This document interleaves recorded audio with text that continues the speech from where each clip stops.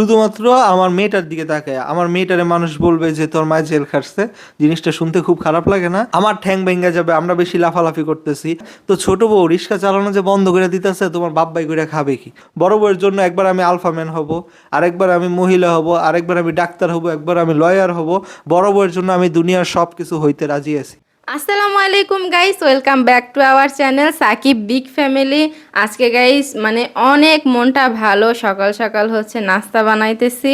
আর আপনাদের ভাইয়া হচ্ছে মনটাকে আরও ভালো করে তুলছে। জামাইরা যদি এইভাবে বউদেরকে সারপ্রাইজ দেয়, বউদের মন খারাপ থাকলে যদি এরকম মানে ছোটোখাটো জিনিস এনে দেয়, তাহলে যে গাইস বউদের কাছে কত ভালো লাগে, কিন্তু সব জামাইরা বুঝে না। এদিক দিয়ে গাইস আমি অনেক ভাগ্যবতী বলতে গেলে, কারণ আমার জামাই আমার মন খারাপ থাকলে একটা মিনিটও সহ্য করতে পারে না।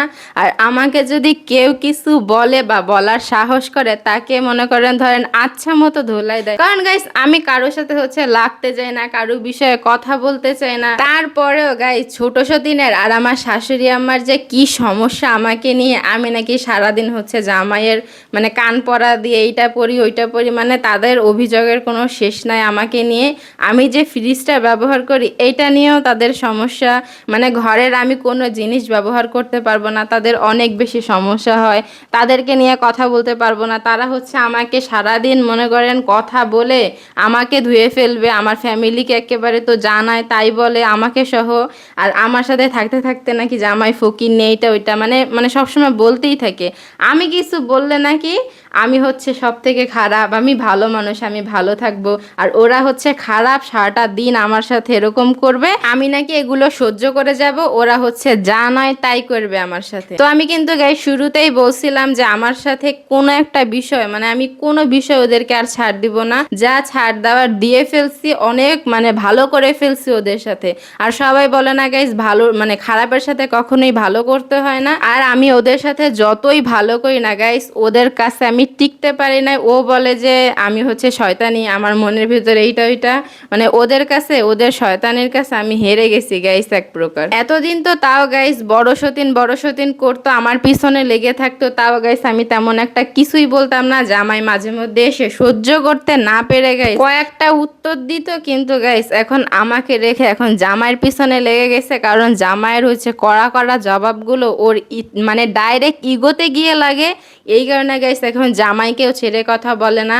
ও যে কি বলে, কতক্ষণ বলে কোর্টে যাবে, তারপরে ও হচ্ছে শাশুড়ি মা হচ্ছে জামাইকে একটু জুতা পেটা করলে ওর অনেক আনন্দ লাগে, আর মানে জামাইরে যা ইচ্ছে না বলে অপমান করে। ছোট সতীনের কথাবার্তা শুনলে মনে হয় কি ওটা ওর জামাই না, ওর হচ্ছে বন্ধু বান্ধব লাগে, ইচ্ছা মতো মানে বকে ঝকে যেমন চায় তাই করে।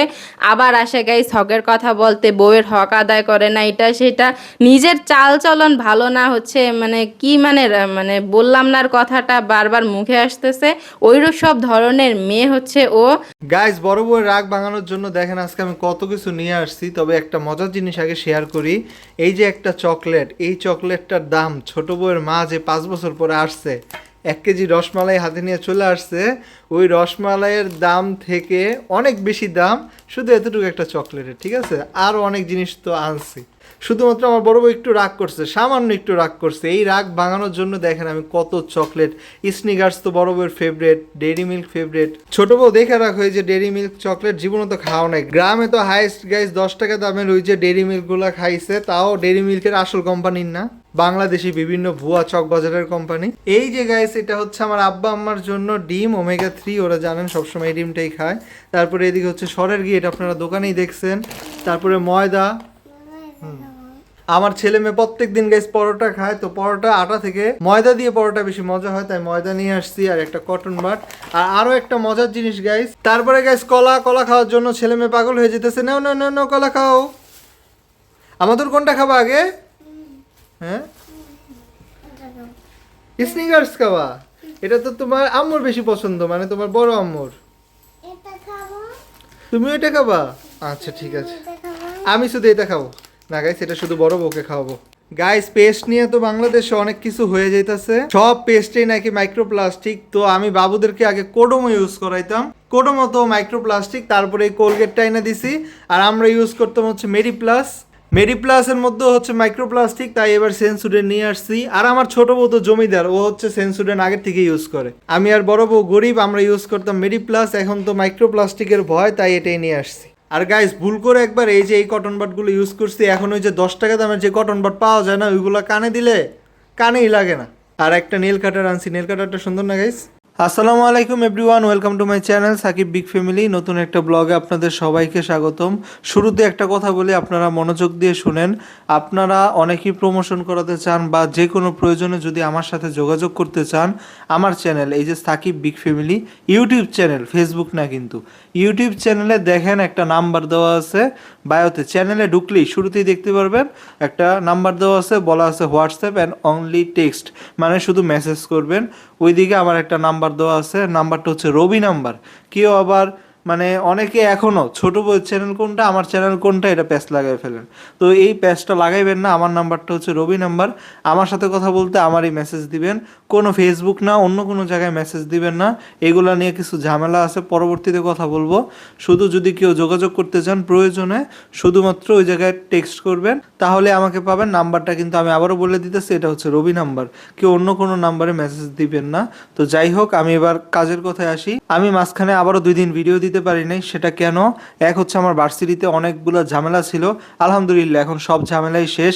আবার আপনাদেরকে আমি বলছিলাম না যে আমি 24,000 টাকা ধরা খাইছি, তো এটার জন্য আমি যখন স্যারদের সাথে গিয়ে কথা বলছি, আমাকে একটা অ্যাপ্লিকেশন করতে বলছে। তো আমি অ্যাপ্লিকেশন মানে আবেদনপত্র জমা দিছি। এখন যদি এটা অ্যাকসেপ্ট করে গ্রহণ করে, তাহলে আমি 24,000 টাকা মানে ফেরত পাবো। এটা কিন্তু আমার জন্য অনেক উপকার, বুঝতেই পারেন আমি কতটা সমস্যার মধ্যে আছি। এর মধ্যে 24,000 টাকা যদি ফেরত পাই, আলহামদুলিল্লাহ আলহামদুলিল্লাহ। সবাই একটু দোয়া করেন যাতে আমার আবেদনটা গ্রহণ করে। মানে এই টাকাটা তো আমারই, আমি ভুল করে একটা কোর্স নিয়েছি, ওই কোর্সে না আমার আগের থেকেই ডিসকাউন্ট দেওয়া, মানে ওয়েভার দেওয়া বলে ভার্সিটিতে।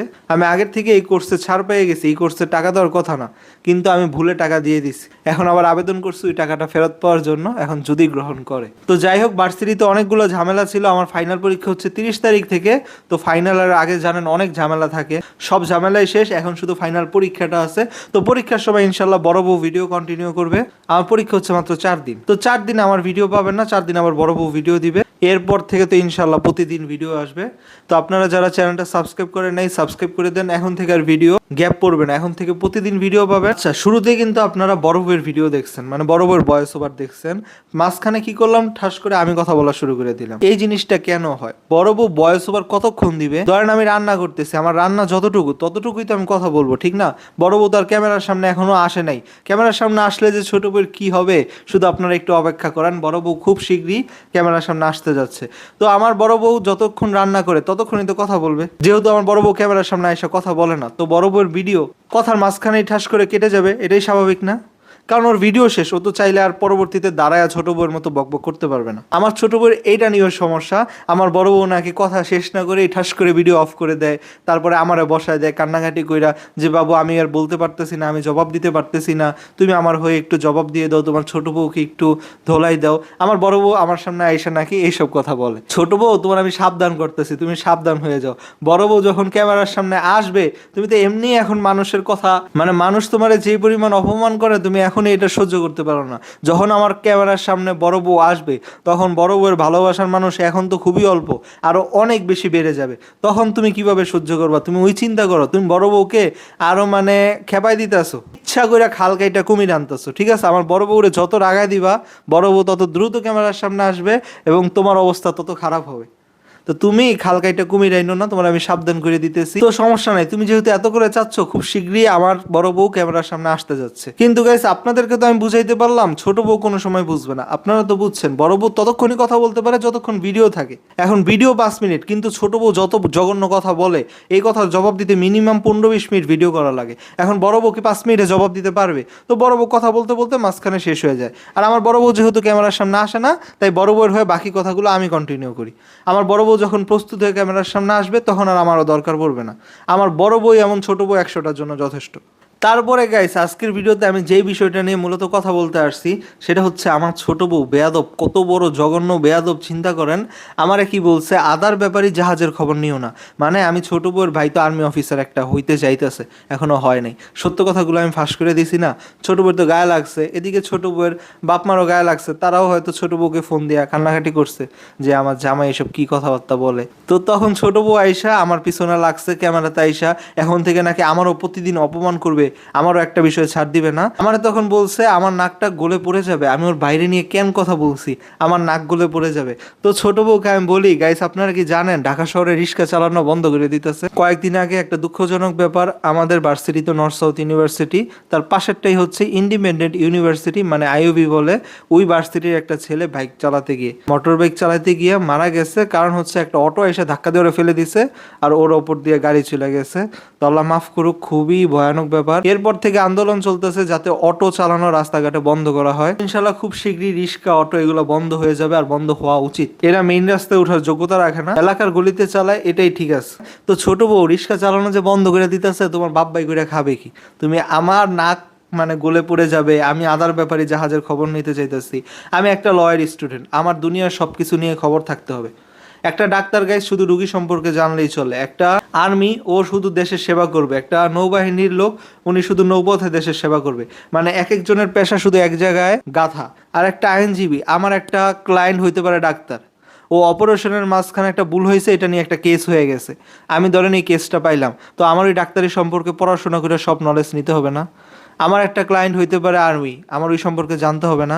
একটা লয়ারের সব কিছু সম্পর্কে জ্ঞান রাখতে হয়। তো আমি যেহেতু লয়ার স্টুডেন্ট, আমি সব কিছু নিয়ে কথা বলার যোগ্যতা রাখি, আমি সব কিছু নিয়ে কথা বলার যোগ্যতা রাখি, এবং কথা বললে আমার নাক গলে পড়বে না, আমার এটা সম্পূর্ণ অধিকার আছে। নাক গলে পড়বে হচ্ছে ছোট বউয়ের, ছোট বউয়ের বাপের, ছোট বউয়ের বড় ভাইয়ের, এবং ছোট বউয়ের ছোট ভাইয়ের, ছোট বউয়ের মার।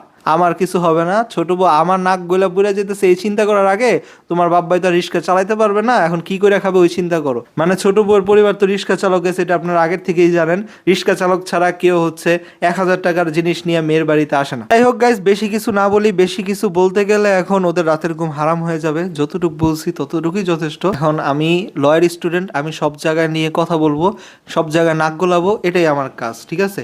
আমার সাথে তুমি নিজেরে মিলাইতে যাও না ছোট বউ। তারপরের কথা কি, এই যে আমি যে সব কিছুর প্রতিবাদ করি, সব কথার পাই টু পাই জবাব দিই, আইসা ঝগড়াঝাটি করি, ছোট বউ আমার বলছে কি আমি নাকি এটা মহিলা মানুষদের মতো কাজ করি, প্রতি জিনিস নিয়ে খুঁত ধরি। তারপরে হচ্ছে আমি সারাদিন ঘরে বসে থাকি, ছোট বউকে নিয়ে সারাদিন ভিডিও বানাই, আমার আর কোনো কাজ নেই। আমার ভার্সিটিতে ছোট বউ রিক্সা চালক মানে ভাইরা যায় আর বাপে যায়, ঠিক না? ছোট বউ যায়, যদিও ছোট বউ ভার্সিটির আশেপাশে গেলে ওরা হচ্ছে থাপড়ায় বার করে দিবে, সেটা ভিন্ন হিসাব। কারণ ভার্সিটিতে পরে সব শিক্ষিত জ্ঞানী পোলাপান, ছোট বউয়ের মতো একটা মূর্খ যদি ওই জায়গায় যায়, এমন পকপকায় নেই, সারাদিন পকপক করতে থাকে, জামাইয়ের সাথে মানুষের সাথে সারাদিন ঝগড়াঝাটি করে, এইসব মানুষ ভার্সিটিতে গেলে মাইন না খেয়ে আসবে বলেন? ওর দেখলে তো কেউ চিন্না ফেলেই তো মাই দিবে। তো যাই হোক, ভার্সিটিতে তো ছোট বউ যেতে পারবে না, ছোট বউ রিক্সা চালক পরিবারও নর্থ সাউথে কোনো কাজ নাই, আমার ভার্সিটিতে আমিই চাই। তো ছোট বুঝে বললো আমি সারাদিন ঘরে বসে থাকি, এই মেরে কি করা দরকার বলেন? আমি আমার বড় বউর ঘরে থাকি ঠিকই, কিন্তু আমি বড় বউকে একটু সময় দিতে পারি না। আমি 6 ঘন্টা গাইজ শুধু বাসে বসে থাকি। মানে আপনারা একটু গুগলে সার্চ দিয়ে দেখেন, বিশ্বাস না হইলে নারায়ণগঞ্জ সোনারগাঁয়ের কাছাকাছি থেকে নর্থ সাউথে যাইতে আমাদের বাড়ি থেকে কিন্তু সোনারগাঁও মাত্র 20 টাকা ভাড়া গাইজ। মানে আমরা সোনারগাঁয়ের খুব কাছাকাছি থাকি।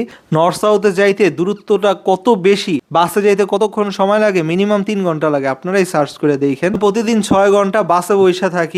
এই মেয়ে বলে আমি নাকি ঘরে বসে থাকি আর সারাদিন ওরা বদনাম করি। ওরে আমি কেন রিক্সা চালকের মেয়ে বলবো না? আপনারা একটু বলেন, কেন আমি ওর অপমান করবো না? এইসব কথা শুনলে কেউ সহ্য করতে পারে? আর আমি মহিলা মানুষের মতো নাকি প্রতিটা জিনিসে খুঁত ধরি? আমার বড় বউয়ের জন্য দরকার হইলে আমি মহিলা মানুষের জন্য খুঁত ধরবো, দরকার হইলে যা ইচ্ছা তা হব। বড় বউয়ের জন্য একবার আমি আলফা ম্যান হব, আরেকবার আমি মহিলা হব, আরেকবার আমি ডাক্তার হব, একবার আমি লয়ার হব।